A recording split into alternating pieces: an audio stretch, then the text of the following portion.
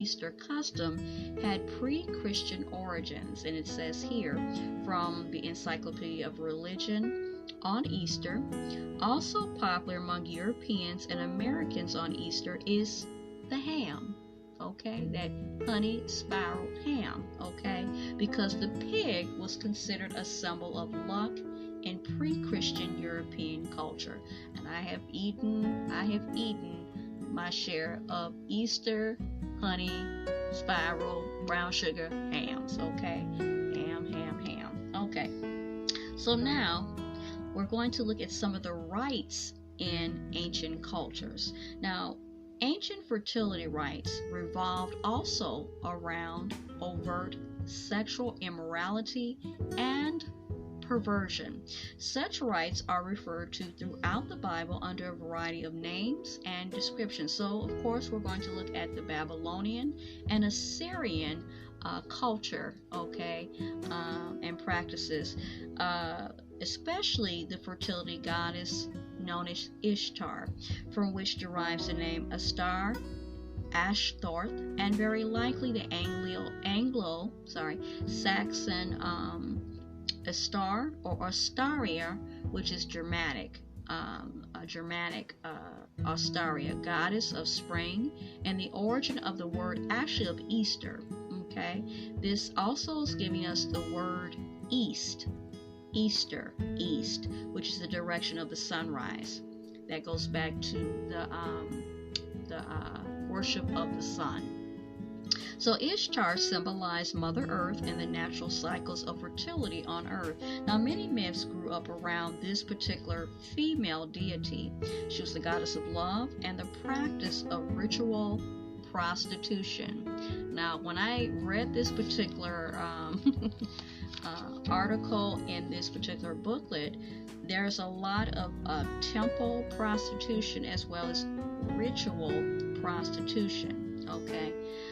It became widespread. So ritual prostitution became widespread in the fertility cult dedicated to actually her name. Now, temples to Ishtar had many priestesses or what they considered sacred prostitutes, okay, who symbolically acted out the fertility rites of the cycle of nature. Now, Ishtar has been identified with the Phoenician Astarte, the Semitic Ashtoreth, and the Sumerian Inanna.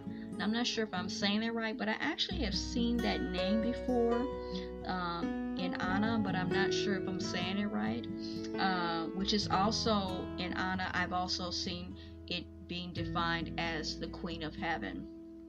Now, strong similarities also existed between Ishtar and the Egyptian Isis, as well as the Greek Aphrodite and the Roman goddess of love, Venus. Now, associated with Ishtar was the young god Tammuz. And there's a reference actually in the Bible at Ezekiel 18:14 of this particular god. Considered both divine and very much mortal. In Babylonian mythology, he died annually and was reborn year after year, representing the yearly cycle of the seasons and the crops. This pagan belief later was identified with the pagan gods Baal, okay, and Anat in Canaan. Okay, it was believed that Ishtar brought about the rebirth or resurrection of Tammuz in the spring, coinciding with the blossoming of nature. So all of this, all is linked together and connected together, and it's all connected to not the Bible. Okay, and the worship and the sovereignty of God, but more so of God and goddesses, deities, and entities.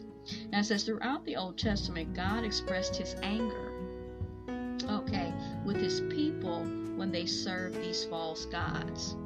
And there are many references, but they give references at Judges chapter 2, verses 13 and 14, Judges 10, verses 6 and 7, 1 Kings 11, 5 through 11, as well as Ezekiel 8, 14 through 18.